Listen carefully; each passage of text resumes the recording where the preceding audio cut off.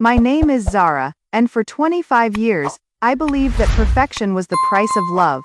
Growing up in the sprawling mansion on Elmwood Drive, with its manicured gardens and marble floors that echoed every footstep, I learned early that my father's approval came with conditions. Every grade had to be an A+. Every dress had to be approved. Every friend had to pass his inspection. Every dream had to align with his vision of what his daughter should become. My father, Harrison Webb, built his empire from nothing. He owned 3 luxury car dealerships, 2 commercial properties downtown, and had his fingers in every important business deal in the city. People feared him, respected him, and never dared to contradict him. Neither did I, at least, not until that Tuesday in October when everything changed. The morning started like every other for the past decade. I woke at 6 a.m. sharp, went through my carefully orchestrated routine Fey yoga meditation, organic breakfast that our housekeeper Maria prepared, according to Father's nutritional specifications. Then I dressed in one of the conservative blazers he'd selected for my professional image, applied minimal makeup as per H's preference, and drove to the accounting firm where I'd been working for 3 years. I hated every minute of that job, the monotonous spreadsheets, the gray cubicle, the mind-numbing routine of processing numbers that meant nothing to me, but it was practical. Father said. It was stable. It was what proper young women did while they waited to find equally proper husbands. That evening as I sat across from him, at our usual dinner table, the same mahogany monstrosity, where we'd shared silent meals for years, he made his announcement. "I've arranged for you to meet someone," he said, cutting into his steak with surgical precision. "Richard Morrison. He is 35, owns a successful dental practice, comes from good family. We'll have dinner next Friday." My fork stopped halfway to my mouth. "Arranged. Yes, it is time you settled down, Zara. You are 25. Most women your age are already married with children." Something cold settled in my stomach. "But father, I haven't even met this man. I don't know anything about." "You don't need to know anything. I've done the research. He is suitable. You'll learn to appreciate his qualities." I set my fork down carefully, the way he'd taught me since childhood. Never make noise. Never show emotion. Never cause a scene. And if I say no? The temperature in the room seemed to drop 10 degrees. Father's pale blue eyes, the same eyes that had intimidated business partners and competitors for decades, fixed on me with laser focus. "You won't say no." But I did. The word escaped my lips before I could stop it. Quiet, but unmistakable. What happened next was a masterclass in controlled fury. Father didn't shout. He didn't throw anything. He didn't even raise his voice. Instead, he slowly placed his napkin beside his plate, leaned back in his chair, and studied me as if seeing me for the first time. "I see," he said finally, "you think you have choices." Over the next hour, he methodically dismantled my life. He explained how my car was in his name, how my apartment was one of his properties, how my job at the accounting firm existed because he was their biggest client, how my credit cards, my health insurance, even my gym membership, everything was tied to him. "You have 2 options," he concluded. "Meet Richard Morrison on Friday, and begin building the life I've planned for you, or discover what independence actually costs." I chose independence. The eviction happened so fast, it left my head spinning. By Thursday morning, there were papers taped to my apartment door. By Thursday evening, security guards were escorting me out with nothing but a small suitcase and my purse.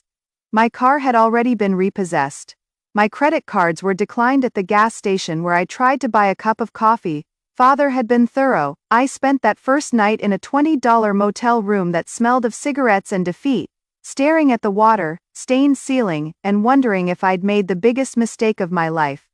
The silence was deafening after 25 years of being told what to think, what to feel, what to want, but in that silence, something unexpected happened. For the first time in my adult life, I reached for my laptop, my personal laptop, the one thing Father had never bothered to control, because he couldn't imagine what I'd use it for beyond checking email and social media. I opened the folder I'd hidden in the depths of my hard drive, buried under innocuous names like Holiday Photos 2019 and Recipe Collection. Inside was my secret, my shame, my rebellion. Code lines and lines of beautiful, elegant code that I'd been writing in secret for 7 years. Every night after dinner with father, while he thought I was reading the improving literature he'd assigned me, I was actually learning programming languages online: Python, JavaScript, Swift, C#. I devoured tutorials, completed courses, and slowly, carefully built something that was entirely mine. An app. Not just any app, a mental health and wellness platform called Mindful Journey that combined guided meditation, mood tracking, and anonymous peer support groups. I'd built it thinking maybe someday when I had enough courage, I might try to share it with the world. It was my escape, my fantasy of what life could be like if I weren't trapped in father's gilded cage, that night in the motel, with nowhere left to hide and nothing left to lose. I did something I'd been too afraid to do for years. I uploaded it to the App Store. The first week was torture. I found a job waiting tables at a diner, rented a studio apartment in the kind of neighborhood father would have called unsuitable, and learned what it meant to survive on my own. My hands cracked from washing dishes, my feet ached from standing for 10-hour shifts, but every night, I checked my app's performance. 10 downloads the first day, 50 by the end of the week. The numbers grew slowly, then steadily, then exponentially. The reviews started pouring in. This app saved my life. Finally, a mental health platform that actually understands. The anonymous groups feature is revolutionary. By month 2, I had 10,000 users. By month 4, 50,000. The app was featured in wellness magazines, recommended by therapists, and shared across social media. Money started flowing in real money, more than I'd ever earned at the accounting firm, but I stayed quiet. I kept my head down, worked at the diner, lived in my tiny apartment, and let the world think Mindful Journey was created by MJ Enterprises, the anonymous company name I'd registered. I wasn't ready for father to discover what I'd built. Not yet. The call came on a rainy Thursday in March, 6 months after I'd been kicked out. It was my stepmother, Patricia, her voice tight with forced pleasantness. "Darling, I know things have been difficult between you and your father, but the annual charity gala is next weekend, and it would mean so much to him if you came. He misses you." I almost laughed. The annual charity gala was father's crowning social event of the year, where the city's elite gathered to write checks and pat themselves on the back for their generosity. It was also where he displayed his family-like trophies, proof of his success and respectability. "I don't think that is a good idea, Patricia. Please, Zara. He has been different since you left, more distant. I think he regrets how things ended." I doubted that. Father didn't do regret, but there was something in Patricia's voice, a genuine worry that made me pause. What is the cause this year? Mental health awareness and youth wellness programs. It is quite timely, actually.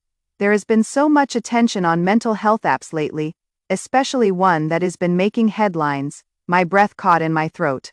Oh, yes, some app called Mindful Journey. It has been incredibly successful. The founder is receiving the Young Innovator Award at the gala. Very mysterious person, though no one knows who they are. And just like that, I knew what I had to do. "You know what, Patricia, I'd love to come." I spent the following week preparing. Not the way I used to prepare for father's events, with nervous energy and careful compliance. This time, I prepared like a general planning for battle. I bought a dress, not the conservative, modest styles father preferred, but a stunning midnight blue gown that made me look like the successful woman I'd secretly become. I made appointments: hair, makeup, nails. I practiced what I was going to say, rehearsed it until the words felt natural. Most importantly, I contacted the gala organizers. "This is MJ from MJ Enterprises," I said into the phone, my heart pounding. "I understand I am receiving an award next weekend?" "Oh my goodness, yes. We're so honored you are finally coming forward. We've been trying to reach you for months. Will you be able to attend?" I wouldn't miss it. Saturday evening arrived with the kind of crisp autumn air that made the city skyline sparkle. The grand ballroom of the Westmore Hotel was transformed into an elegant wonderland of crystal chandeliers, white flowers and golden lighting. I arrived fashionably late, just as cocktail hour was winding down. The moment I stepped through the doors, conversation stopped. I felt the weight of 100 stares, heard the whispers rippling through the crowd. There was Zara Webb, Harrison's disgraced daughter who'd chosen poverty over propriety. What was she doing here? I spotted father across the room immediately. He stood near the bar, holding court with a group of business associates, but his eyes found mine the instant I entered. For a moment, his composed mask slipped, revealing something that might have been surprise, or hurt, or anger. Then it was gone, replaced by his familiar expression of cold control. Patricia rushed over, her relief evident. "Darling, you look absolutely gorgeous. Your father will be so pleased." I smiled, the kind of serene smile I'd perfected over years of practice. Where should I sit? Dinner was an exercise in psychological warfare. Father had ensured I was seated at the family table, right where everyone could see me. His message was clear: look at my rebellious daughter, crawling back where she belongs. Several people made pointed comments about youthful mistakes, and the importance of family. I nodded and smiled and played the part of the prodigal daughter. Father leaned over during the salad course. His voice was low, meant only for me. "I am glad you came to your senses. Richard Morrison is still available, by the way. We can arrange another meeting." I took a sip of wine, savoring the moment. "That is very thoughtful of you, Father." He nodded, satisfied. In his mind, my presence here was surrender proof, that I couldn't survive without him, that I'd finally learned my place. He began to relax, even smiled at a few of his friends' jokes about young people needing to learn lessons the hard way. After dinner, the awards ceremony began. Local business leaders were recognized for their charitable contributions. A few prominent citizens received honors for community service. And then, the final award of the evening. "Ladies and gentlemen," the host announced, "it is my pleasure to present the Young Innovator Award to someone who has revolutionized mental health support for our community through their groundbreaking app Mindful Journey.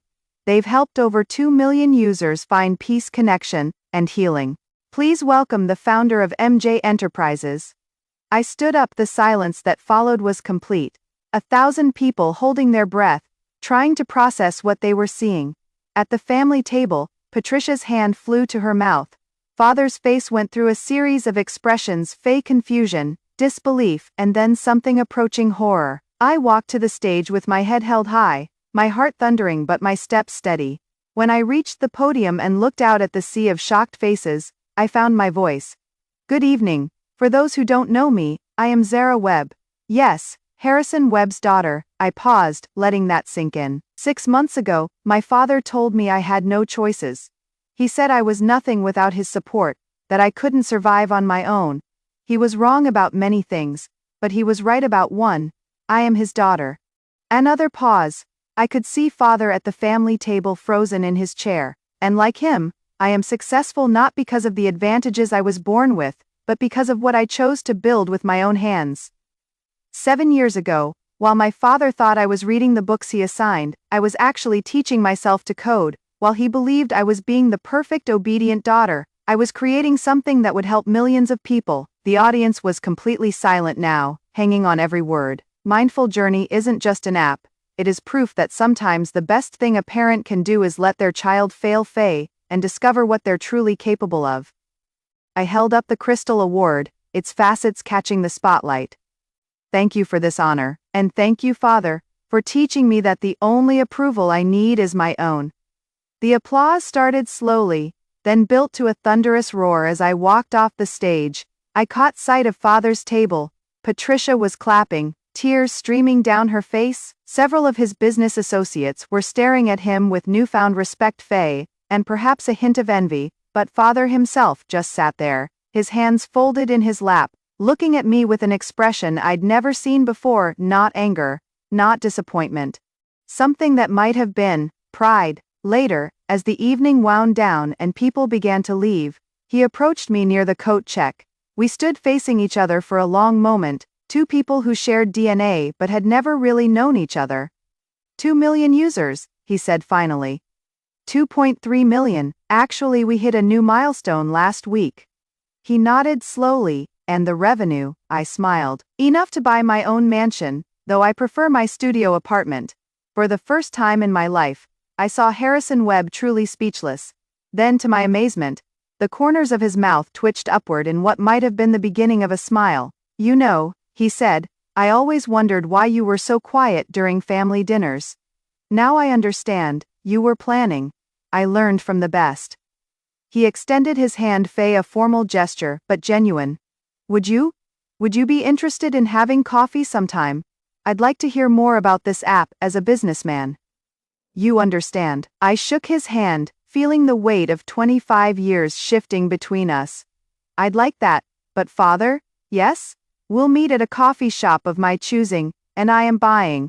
6 months later, I am sitting in the conference room of my new office, a converted warehouse in the arts district, filled with plants, natural light, and the kind of creative energy that makes work feel like play. My team of 12 developers and mental health professionals buzzes around me, planning our next feature release. On my desk, next to my laptop, sits the Crystal Award from the charity gala, but next to it is something even more precious. A handwritten note from a teenage girl in Montana who says, "Mindful Journey helped her find the courage to talk to her parents about her depression." A thank you email from a veteran in Texas who used our app to connect with others struggling with PTSD.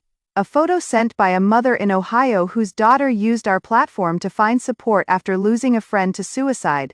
This is what success looks like. Not a mansion on Elmwood Drive or a husband chosen by committee, but the knowledge that the work I do matters, that the choices I make are my own, and that the only person I need to be perfect for is myself. Father and I do have coffee. Sometimes, usually once a month. At a small cafe down where no one knows either of us. We talk about business, about the challenges of building something from nothing, about the weight of expectations, and the freedom of exceeding them. He is still controlling, still certain he knows best, but there is a grudging respect there now that wasn't there before. Last week, he asked if I'd considered expanding Mindful Journey internationally. Actually, I told him, we launch in Europe next month. He nodded unsurprised. Of course you do. You always were smarter than you let on. No. Father, I was exactly as smart as I always was. I just finally found the courage to show it. As I finish this story, sitting in my office as the sun sets over the city, I want to leave you with this. Perfection isn't about meeting someone else's expectations. It is about becoming exactly who you were meant to be, even when that person scares the people who think they know you best. Sometimes the most perfect thing you can do is disappoint the people who want to keep you small. Sometimes rebellion isn't loud or angry or dramatic. Sometimes it is quiet, persistent, and built one line of code at a time. And sometimes, just sometimes, the daughter who refuses to be perfect becomes something even better. She becomes herself. My name is Zara Webb. I am 26 years old. I am the founder of a multi-million-dollar company. I am my father's daughter, and I am exactly who I was meant to be.